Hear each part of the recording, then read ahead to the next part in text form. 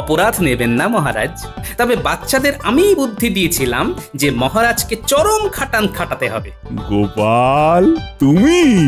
হ্যাঁ মহারাজ, কারণ সারাদিন বিষয় চিন্তা করলে আর বসে বসে সময় কাটালে ঘুম আসার একমাত্র উপায় খাটাখাটনি করা। কোনো চোর নয়, আপনার ঘুম চুরি করেছিল দুশ্চিন্তা আর পরিশ্রমের অভাব। মনে হচ্ছে গোপাল এবারেও বাজি মেরে চলে যাবে। সত্যি তাই।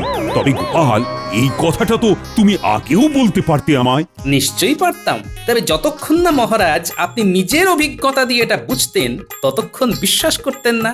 আর তাছাড়া এই ফাঁকে মন্ত্রী মশাই আর সেনাপতির বুদ্ধির দৌড়ও তো আপনার দেখা হয়ে গেল মহারাজ। হ্যাঁ, তা যা বলেছ। বুদ্ধি বটে তোমার। আমি স্থির করে নিয়েছি, বাচ্চাদের সঙ্গে সঙ্গে তোমাকেও পুরস্কার দেব গোপাল। সবই আমার কপাল মহারাজ।